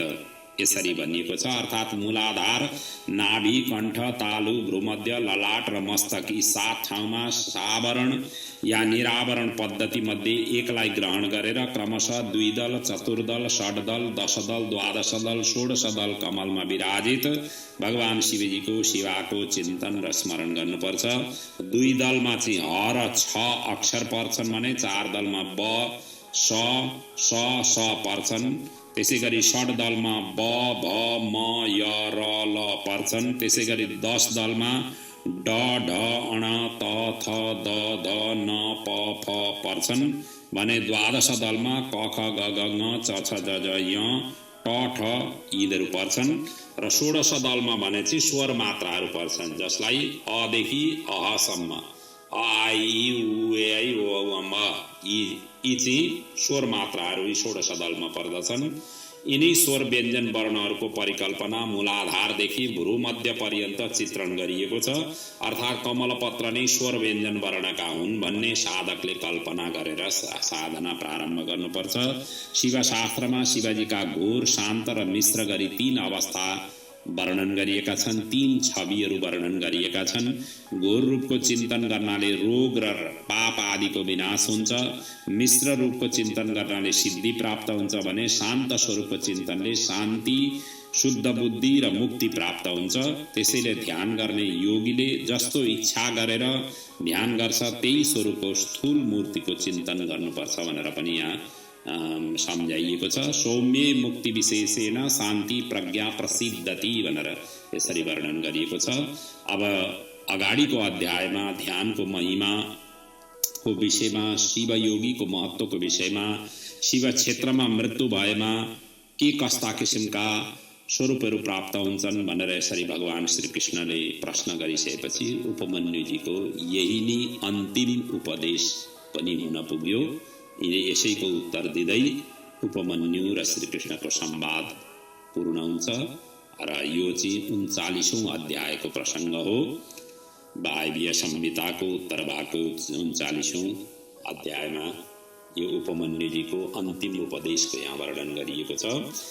उपमन्युजी यो अन्तिम उपदेश भगवान श्रीकृष्णलाई यसरी श्रवण गराउनुहुन्छ। शिवजीको ध्यान गर्नाले सबै सिद्धिहरू प्राप्त हुन्छन्। त्यसैले ध्यानको महिमा ठुलो छ। स्थूल रूपको मन स्थिर भएपछि मात्र सूक्ष्म रूपको ध्यान गर्नुपर्छ। स्थूले तु निश्चलम चेतो भवेत् सूक्ष्मे तु तत्स्थिरम। पहिले स्थूल रूपको चिन्तन गर अनि सूक्ष्मतिर जानुपर्छ, व्यष्टिबाट समष्टितिर जानुपर्छ। र यो प्रसङ्ग त यहाँ मात्रै होइन, भागवतमा पनि सुखदेवजीले परीक्षितलाई पहिले त्यही नै ज्ञान दिनुभयो। 2य स्कन्धमा यही त वर्णन छ। प्रथम स्कन्धमा त केवल भेट मात्रै भयो, 2य स्कन्धदेखि कथा सुरु हुन्छ भागवतको। त्यो पनि व्यष्टि र समष्टिका कुराहरू त्यहाँ आएका छन्। त्यसैले पहिले समस्त ब्रह्माण्ड नै भगवानको स्वरूप हो भन्ने पहिली ज्ञान सुखदेवजीले परीक्षितलाई दिनुभयो। त्यस पछाडि मात्रै अरू ज्ञानहरू दिन थाल्नु भएको। त्यसैले यहाँ त्यही भनिएको छ, पहिले स्थूल चिन्तनको, स्थूल स्वरूपको चिन्तन गर्ने अनि स्थूलबाट परिपक्व भइसकेपछि, पारङ्गत भइसकेपछि व्यक्ति, साधना गर्ने व्यक्ति सूक्ष्मतिर अग्रसर हुन सक्छ। नत्र भनेदेखि पलायन हुन्छ, अर्थात् पार लाउन सक्दैन। त्यसैले यहाँ भनिएको छ, स्थूले तु निश्चलम चेतो भवेत् सूक्ष्मे तु तत्स्थिरम। निश्चल चित्त स्थूलमा भइसकेपछि अनि मात्रै सूक्ष्मतिर जानुपर्छ। पहिले सविषयको र पछि विषय रहित ध्यान गर्नुपर्छ। ध्याता ध्यान ध्येय र प्रयोजनी तत्त्वलाई राम्ररी निर्णय गरेर मात्र ध्यान आरम्भ गर्नुपर्छ। मनमा कुनै किसिमको हलचल नहुनु नै ध्यान हो। यसलाई बुद्धिले साथ दिन्छ, अर्थात् ध्यानको सहारा नै बुद्धि हो। ध्यानबाटै ज्ञान प्राप्त हुन्छ। योगीले मात्र ध्यान गर्न सक्छ। ध्यान र ज्ञानले भवसागर पार लाग्छ। ज्ञान भनेको एकाग्र चित्र, प्रसन्न मन र समस्त उपाधि रहित स्वरूप हो। सम्पूर्ण पाप क्षय भएपछि मात्र ज्ञान ध्यानमा बुद्धि लाग्छ। जसरी आगोले सुकेको या काँचो दुवै खाले पदार्थलाई खरानी गराउँछ, त्यसरी नै ध्यान रूपी आगोले शुभ अशुभ कर्मलाई क्षणभरमै जलाइदिन्छ। सानो दियोले ठूलो अन्धकारलाई हटाए झैं सानो योगाभ्यासले ध्यानका ठूलठूला पापलाई भस्म गरिदिन्छ। त्यसैले ध्यानको समान कुनै तीर्थ, जप, तप, यज्ञ नभएकाले सधैँ सतत परमेश्वरको ध्यान गर्नुपर्छ। नास्ति ध्यान समम तीर्थम, नास्ति ध्यान समम तपः, नास्ति ध्यान समो यज्ञ, तस्मात् ध्यानम समाचरे। त्यसैले ध्यानलाई सधैँ समाचरण गर्नुपर्दछ। अब योगीहरूको सूक्ष्म शरीर साक्षात शिवमय हुन्छ। जसरी राजालाई अन्तरङ्ग सेवक अधिक प्रिय हुन्छ, त्यसै गरी अन्तःकरण युक्त ध्यानमा तत्पर भक्त नै शिवजीलाई प्रिय हुन्छन्। अर्थात् ध्यान अन्तर्मुखी हुनुपर्छ।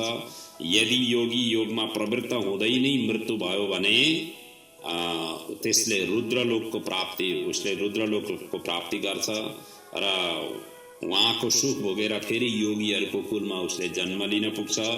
ज्ञान योग प्राप्त गरी भवबन्धनबाट त्यस पछाडि मुक्त हुन पुग्छ।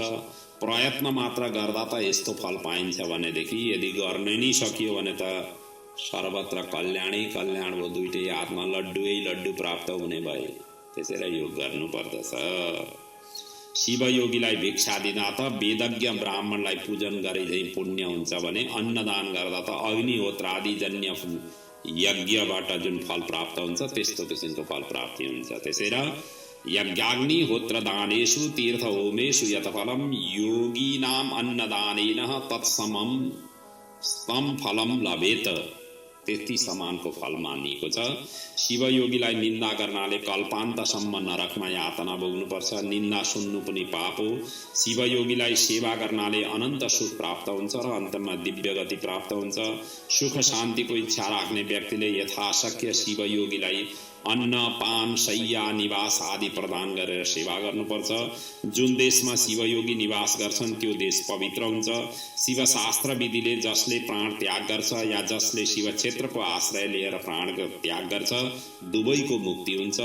रोगाद्यैर्बाथ विवश शिवक्षेत्रम समाश्रितः म्रियते यदि सोप्येवं मुच्यते नात्र संशय। त्यस्ताको मुक्ति हुन्छ, फेरि पुनर्जन्म लिनु पर्दैन। शिवभक्त या शिवजीका लागि प्राणाहुति दिनाले या शिव निन्दकलाई परास्त गर्दा प्राण न्यौछावर गर्नाले आफ्नो मात्र नभई सम्पूर्ण कुललाई नै उद्धार गरेर मुक्त गराउन पुग्दछ।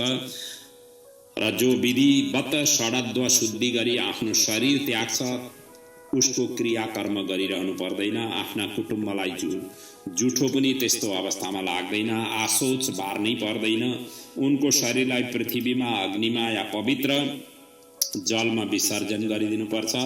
खनेद्वा भुवि तद्देहम दहेत वा शुचि अग्निनः नैवा शौचम प्रपद्येत तत्पुत्रादि विशेषतः। ती पुत्रहरूले चाहिँ विशेष रूपले गरिराख्नु पर्दैन। क्रियाकर्म गर्ने इच्छा भएमा शिवभक्तलाई भोजन भण्डारा गराइदिनुपर्छ। धन सम्पत्ति पनि यदि उपभोग गर्ने छैनन् भनेदेखि शिव क्षेत्रमा शिव कार्यका लागि समर्पित अर्थात् त्यहाँ चाहिँ समर्पण गरिदिनु पर्दछ आदि इत्यादि। यसरी यहाँ वर्णन गर्दै उपमन्युजीले चाहिँ भगवान श्रीकृष्णलाई यसरी उपदेश दिएर भगवान शिवजीको शैव दर्शन सम्बन्धी, शिव ज्ञान सम्बन्धी यसरी ज्ञान दिएर कृत्य गराइदिनु भयो। त्यसैको वर्णन सूतजी अगाडिका प्रसङ्गहरूमा गर्नुहुन्छ। इति स विजितमन्यो यादवेनोपमन्यो अधिगत विधाय ज्ञानयोगं मुनिभ्य प्रणत्युपगतेभ्य तेभ्य उद्भावितात्मा सपदि वियति वायो संयमान्तरहितो भूत। अर्थात् यसरी क्रोधलाई जित्ने उपमन्युद्वारा यदुकुल नन्दन श्रीकृष्णले ज्ञान योग प्राप्त गरेका थिए। त्यही व्याख्यालाई वायुदेवले नैमिषारण्य निवासी मुनिहरूलाई उपदेश दिएर आत्मदर्शी वायुदेव सायंकालको समयमा आकाशमा अन्तर्ध्यान भए भन्ने किसिमको प्रसङ्ग वर्णन गर्दै यसै उपदेशको साथ श्रीकृष्ण उपमन्युको संवाद पनि यहाँ पूर्ण गरिएको छ। अब त्यस पछाडि अगाडिका प्रसङ्गहरू अब 2टा अध्याय मात्रैका कथाहरू छन्। वायुदेवको पनि अन्तर्ध्यान भएको प्रसङ्ग छ। सरस्वतीमा अववृत्त स्नान ऋषिहरूले गरेको, काशीमा दिव्य तेजको दर्शन भएको, ब्रह्माजीद्वारा सिद्धि प्राप्त भएको सूचनाको वर्णन र मुनिहरूले सनत कुमारसँग भेट गरेको प्रसङ्ग, नन्दीद्वारा पासलाई छेदन गरेको प्रसङ्ग, ज्ञानोपदेश दिएको प्रसङ्ग र शिव महापुराणको महिमा र ग्रन्थको उपसंहार गरेका प्रसङ्गहरू अब अगाडिका प्रसङ्गहरूमा छन्। आउनुहोस् अब ती प्रसङ्गहरूलाई पनि चिन्तन मनन गर्दै आजदेखि शिव महापुराणका अमर कथालाई प्रणाम गरौँ, शिव महापुराणलाई प्रणाम गरौँ। यहाँ अगाडि भनिएको छ, त्यस पछाडि प्रातकाल नैमिषारण्यवासी समस्त तपस्वी मुनिहरू ज्ञान सत्रको अन्त गर्न या ज्ञान यज्ञलाई पूर्णता प्रदान गर्न अववृद्ध स्नान गर्न उद्यत भए। त्यही समयमा ब्रह्माजीको आज्ञाले साक्षात सरस्वती देवी स्वादिष्ट जलयुक्त स्वच्छन्द सुन्दर नदीको रूपमा प्रवाहित हुन पुगिन्। यस्तो दिव्य स्वरूप देखेर सबै मुनिहरू प्रसन्न चित्त भएर अवगाहन अर्थात् अववृद्ध स्नान यज्ञन्त स्नान गर्न थाले। देवताहरूलाई तर्पण गरेर अन्त्यमा अभिमुक्त क्षेत्र वाराणसी क्षेत्रका लागि प्रस्थान गरे। स्मरन्तम पूर्व वृन्तान्तम ययु वाराणसीं प्रति ततो वाराणसीं प्राप्य मुदिता सर्वैव ते। सबै बनारस क्षेत्रमा पुगिसकेपछि सबै मुदित हुन पुगे र उहाँ उत्तर वाहिनी भागीरथीमा स्नान र तर्पण गरे। मुक्तेश्वर अर्थात् काशी विश्वनाथ लिङ्गको उनीहरूले दर्शन गरेर विधिवत पूजा अर्चना गरे। त्यसपछि त्यहाँबाट अगाडि जान आँट्दा उनीहरूले आकाशमा एउटा तेज पुञ्जको दर्शन गरे जो करोडौं सूर्य झैं तेजोमय थियो। सूर्यकोटि प्रतीकाशं तेजो दिव्य महतभूतम आत्मा प्रभावितानेन व्याप्तम सर्वम दिगन्तरम। त्यस्तो दिव्य तेज उनीहरूले दर्शन गरे। साक्षात भगवान शिवजीको यो दिव्यमय ज्योतिर्मय स्वरूपको यो तेजको उनीहरूले दर्शन गरे। सम्पूर्ण दिशामा यो फैलिएको तेज महाआश्चर्य तेज मण्डलमा एकाएक सिद्ध पाशुपत व्रती शरीरमा भस्म धारण गरेका सैकडौं मुनिहरू विलीन हुन पुगे र केही क्षणपछि त्यो तेज पनि अन्तर्ध्यान हुन पुग्यो। त्यसपछि मुनिहरू ब्रह्माजीसँग भेट गर्न त्यहाँबाट अगाडि बढे।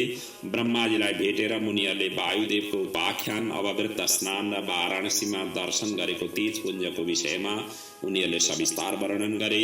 ब्रह्माजी पनि सारा वृत्तान्त सुनेर अत्यन्त प्रसन्न चित्त हुन पुग्नुभयो र अन्त्यमा भन्नुभयो, हे मुनिगण, तिमीहरूले शीघ्र नै शिवशिवाको कृपा पात्र तिमीहरू हुनेछौ र मुक्त प्राप्त गर्नेछौ। अहिले भने सुमेरु पर्वतको दक्षिण दिशामा कुमार शिखरमा जाओ भन्दै त्यसतर्फ जान उहाँले प्रेरणा दिनुभयो।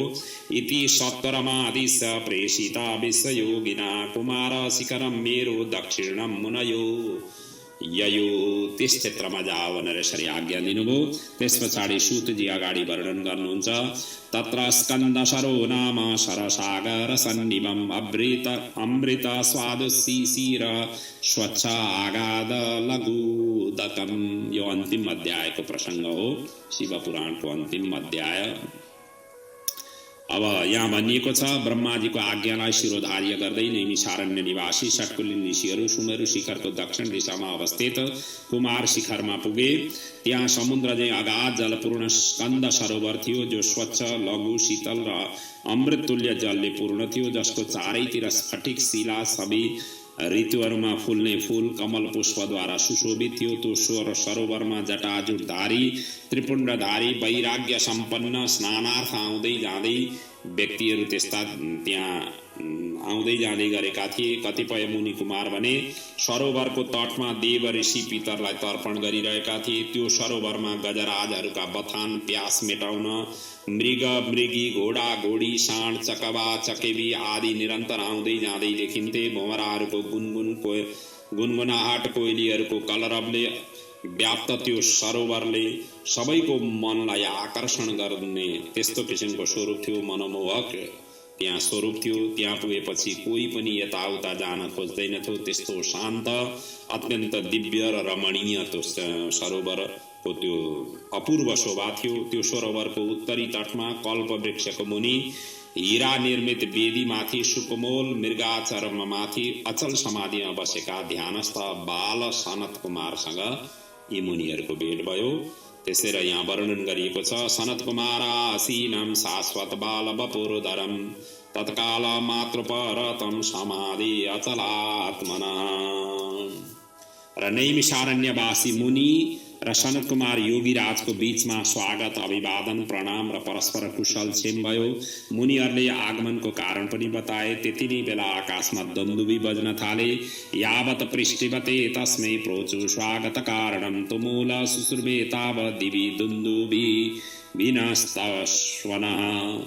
त्यति मात्रै होइन, असंख्य गणहरूले चारैतिरबाट घेरिएका सूर्यकै समान तेजस्वी विमानहरू देखियो। चारैतिरबाट रुद्रकन्याहरूले घेरिएका मृदङ्ग, मुरज, वेणु, वीणा आदि वाद्य बजिरहेका थिए। मुनि, सिद्ध, गन्धर्व, यक्ष, चारण, किन्नरद्वारा सेवी ध्वजा पताका युक्त त्यो विमानमा साक्षात द्वितीय विश्वेश्वर शिलाद पुत्र नन्दी आफ्ना गणहरूका साथमा सर्वाङ्ग सुन्दर त्रिनेत्रधारी त्रिपुण्ड लगाएका चार भुजाले युक्त चन्द्ररेखाद्वारा विभूषित कण्ठमा नागको आभूषण, शिरमा चन्द्र माले सुशोभित नन्दीलाई देखेर सबैले प्रणाम अभिवादन गरे। अर्थात् नन्दीको त्यहाँ आगमन भयो। त्यसैको यहाँ वर्णन गरिएको छ। शीलादतनयं साक्षात् श्रीमतशूलवरायुधं प्रणम्य दण्डवद्देवं स्तुत्वा व्यज्ञापयन् मुनीन्। त्यसपछि योगीराज सनत कुमारले नैमिषारण्यवासी षट्कुलीय मुनिहरूको परिचय नन्दीलाई गराए। साथसाथै ब्रह्माजीको आज्ञाले यहाँ आएका हुन् भन्ने समाचार पनि उनले बताइदिए। नन्दीश्वरले मुनिहरूलाई दृष्टि दिने साथै सबै मुनिहरूको भवबन्धन रूपी पासलाई छेदन र नष्ट गरिदिए र शैव धर्म तथा ज्ञानको उपदेश पनि त्यतिबेलै प्रदान गरे। त्यसैको यहाँ वर्णन गरिएको छ। श्रुत्वा वाक्यं ब्रह्मपुत्रस्य नन्दीं चित्वा पासन् दृष्टिपातेन सद्य शैवं धर्मं चैश्वरं ज्ञानयोगं दत्त्वा भूयो देवपार्श्वं जगाम। त्यस पछाडि नन्दी विदा भई शिव समीप जाँदा भए। यसरी वर्णन गर्दै अब यो शिव महापुराणको उपसंहार यहाँ वर्णन गरिएको छ। यो शिव महापुराणको अमर गाथालाई सर्वप्रथम सनत कुमारजीले वेद व्यासजीलाई प्रदान गरेका हुन्। व्यासजीले सुतजीलाई, सुतले नैमिषारण्यवासी षट्कुलीय ऋषिहरूलाई प्रदान गरेका हुन्। यही भाव सुतजी यहाँ अगाडि वर्णन गर्नुहुन्छ। सनत कुमारेण च तत्समस्तं व्यासाय साक्षात् गुरवे ममोत्तं व्यासेन चोक्तं महितेन मह्यं मया च ततवः कथितं समासात्। मैले तपाईलाई समास अर्थात् संक्षेपमा यो वर्णन गरेँ भनेर यसरी वर्णन गर्नुहुन्छ। यो महापुराणको उपदेश वेदविहीन, अभक्त, नास्तिक, गुरु परम्परा रहित आदिलाई भुलेर पनि नगर्नु। यदि मूर्खतावश प्रदान गरेमा नरकगामी हुनेछ। नाभक्त शिष्याय च नास्तिकेभ्य दत्तं विमोहात् निरयं ददाति।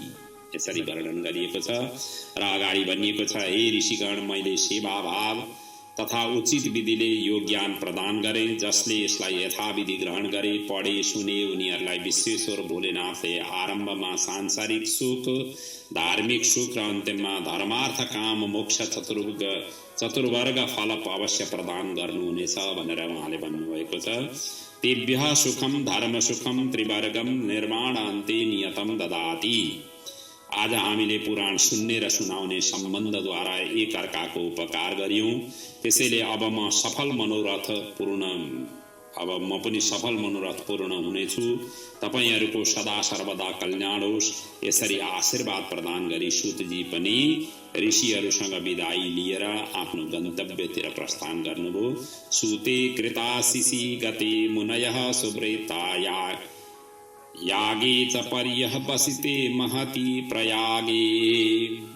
त्यस पछाडि सबै मुनिगण पनि पाशुपत व्रत धारण गरी ज्ञान समाधिलाई प्राप्त गरी मुक्त हुँदा भए भन्दै अन्तिममा व्यासजीले चाहिँ अब यो महापुराणको उपसंहार र अन्तिम उपदेश यहाँ वर्णन गर्नुभएको छ। व्यासजी भन्नुहुन्छ, एतत् शिव पुराणं मे समाप्तं हितमादरा पठितव्यं प्रयत्नेन श्रोतव्यं च तथैवहि।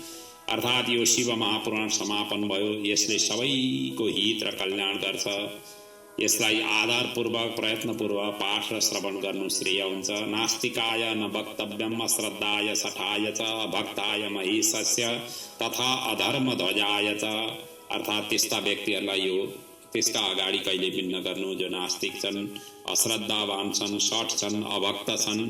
त्यस्तालाई धूर्त अश्रद्धा पाखण्डी र शिव भक्त विहीनलाई दिनु हुँदैन। एतत् श्रुत्वा एकवारं भवेत् पापं विभस्मसा अभक्तो भक्तिमाप्नोति भक्तो भक्ति समृद्धि भाग। अर्थात् यो शिव पुराणलाई एकचोटि श्रवण गर्नाले सम्पूर्ण पाप भस्म हुन्छन्।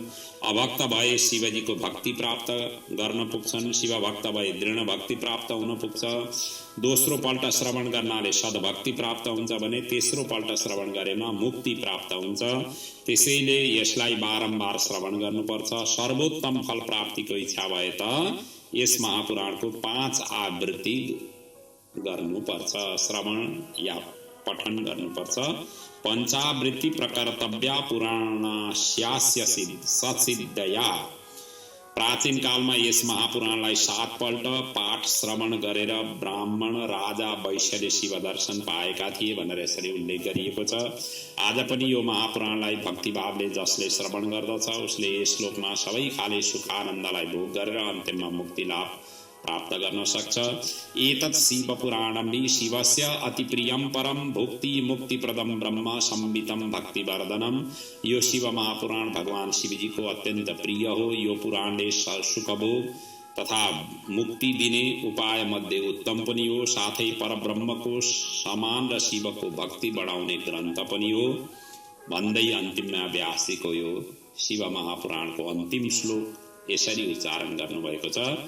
एतत् शिव पुराणस्य भक्तो श्रोतुश्च सर्वदा सगण ससुतं साम्ब संकरोतु सशंकर। यसलाई मैले फेरि पनि दोहोर्याएँ।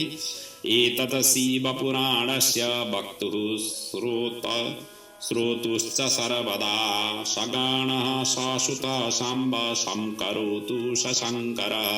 एतत् शिव पुराणस्य भक्तो श्रोतुश्च सर्वदा सगण ससुत साम्ब संकरोतु सशंकर। यो शिव महापुराणको कथा वाचन कथा श्रवण गर्ने दुवैलाई गणेश कार्तिकेय माता पार्वती सहित भगवान शिवजीले सदा सर्वदा कल्याण प्रदान गरून् भन्ने यो श्लोकको अर्थ हो। र यिनै शब्दका साथ शिव महापुराणका यी अमर कथाहरू यहाँ पूर्ण भएका छन्। पुराण सिद्धिसकेपछि पुराणको विषय सूची वर्णन गर्ने परम्परा हाम्रा शास्त्रहरूमा वर्णन गरिएका छन् र मैले हरेक संहिताको प्रारम्भमा त्यो संहितामा उल्लेख गरिएका कथा प्रसङ्गहरूलाई सार संक्षेपमा पहिले कथा सारका रूपमा प्रस्तुत गर्दै वर्णन गर्दै आएँ र त्यसैले अब पुनः फेरि त्यो कथा सार वर्णन गर्ने मैले यहाँ अगाडि सोच बनाएको छुइनँ र यसै प्रसङ्गका साथ यो कथालाई म यहाँ पूर्ण गर्दैछु। भगवान शिवजी राष्ट्रदेव भगवान पशुपतिनाथको चरणमा समर्पित यो अमर गाथा हजुरहरूले जे जस्तो तन मन दिएर सुन्नुभयो श्रवण गर्नुभयो र जीवनमा जे जस्ता भगवान शिवजीका अमूल्य यी दर्शनहरूलाई यी शास्त्रका सार संक्षेप कथा श्रवण गरेर आफ्नो जीवनलाई धन्य बनाउन जो सफल हुनुभयो उहाँहरूको हृदयमा विराजित भगवान पशुपतिनाथ स्वरूप आत्मालाई पुनः पुनः वन्दन गर्दै यहाँहरूको सदा सर्वदा श्रवण गर्ने जुन भक्ति हो श्रद्धा हो निरन्तर यसै गरी अभिवृद्धि हुन सकोस्। भगवान शिवजीले सबै प्रकारका मङ्गल कार्यहरू यहाँहरूका जीवनमा यहाँहरूका परिवारहरूमा सदा सर्वदा गराइ नै रहन्। त्यस्तो किसिमको प्रेरणा भगवान शिवजीले निरन्तर प्रदान गरून्। यहाँहरूका पूर्वजहरूको दिव्य गति प्राप्त होस्। आउने पिँढीहरू सुयोग्य बनेर आफ्ना घर परिवार वंशलाई विस्तार गराउन सक्षम र सबल हुन सकुन्। यहाँहरूको जीवन सबै प्रकारबाट सुखद रहन सकोस्। भगवान शिवजीको नित्य निरन्तर कृपा रहोस्। शिवजी प्रति शिवजीको उपासना आराधना गर्ने भाव हृदयदेखि नै जागृत भएर शिवजीका क्षेत्रहरूलाई विशेष रूपले सेवा शुश्रूषा गर्ने सौभाग्य यहाँहरूको जीवनहरूमा प्राप्त हुन सकोस्। कुनै न कुनै तरिकाले भगवान शिवजी भगवानका आराधना उपासना गर्ने त्यस्तो किसिमको सौभाग्य यहाँहरूको जीवनमा यहाँहरूको शरीरले प्राप्त गर्न सकोस्, यहाँहरूका कमाएका धनहरू त्यस्ता सत्कार्यका लागि सदुपयोग हुन पुगुन्। किनकि यो शरीर नि परोपकार पुण्याय पापाय परपीडनम, अर्काको उपकारका लागि नि यो शरीर हामीले धारण गरेका हौँ। मसँग भएको ज्ञान मैले जति पनि यो चिन्तन मनन गरेँ, भगवान शिवजीका यी अमर कथाहरूलाई मैले जसरी चिन्तन मनन गरेर एउटा हजुरहरू समक्ष पुर्याउने जुन कोसिस गरेँ, यो पनि भगवान शिवजीकै प्रेरणा रह्यो, राष्ट्रदेव भगवान पशुपतिनाथकै प्रेरणा रह्यो र उहाँकै प्रेरणाकै फलस्वरूप यहाँहरू समक्ष मैले पुर्याउने कोसिस र जमर्को गरेँ। अब यस बीचमा कथा बाँच्दै जाँदा कहीँ कतै शब्दहरूका त्रुटि, कहीँ कतै मन्त्रहरूका उच्चारणमा त्रुटि, या कहीँ कतै सम्झाउने क्रममा कुनै प्रसङ्गहरू राम्ररी सम्झाउन नसकेको भए भगवान शिवजीले मलाई क्षमा प्रदान गरून्। त्यस्ता अशुद्ध वाणीहरूलाई म पुनः आफैसँग वापस आउन् र शुद्ध वाणीहरू नै प्रस्फुटित हुने त्यस्तो किसिमको वाक शैलीलाई भगवान शिवजीले मलाई प्रदान गरून् र माँ सरस्वतीले त्यस्तै किसिमको कृपा र आशीर्वाद प्रदान गरून्। यिनै क्षमा याचना सक्दै क्षमा याचना माग्दै शब्दका त्रुटिहरूका लागि र भावहरूका त्रुटिहरूका लागि र आफूले जे जस्ता वर्णन गर्ने क्रममा कहीँ कुनै शब्दहरूले श्रोतावर्गहरूमा यहाँहरूका भावनाहरूमा कहीँ कतै ठेसहरू पुगेको छ भने पनि त्यो पनि मलाई नि फरक फिर्ता गरिदिनु र यहाँबाट जे जस्ता तपाईहरुले राम्रा कुराहरू सिक्नुभयो त्यो चाहिँ जीवन र व्यवहारमा उतार्न सक्ने त्यस्तो किसिमको क्षमता र प्रेरणा भगवान शिवजीले निरन्तर हजुरहरूलाई प्रदान गरून्। यही शुभेच्छा, यिनै शुभकामना, यिनै सदाशयता, यिनै भावहरूलाई हजुरहरू समक्ष राख्दै यो शिव पुराणको अमर गाथालाई आज यहाँ पूर्ण गर्दै हजुरहरूसँगबाट शिव पुराणको कथाबाट म पनि बिदा लिन्छु। ओम पूर्णमदः पूर्णमिदं पूर्णात् पूर्णमुदच्यते पूर्णस्य पूर्णमादाय पूर्णमेवावशिष्यते। ओम शान्तिः शान्तिः शान्तिः। ओम।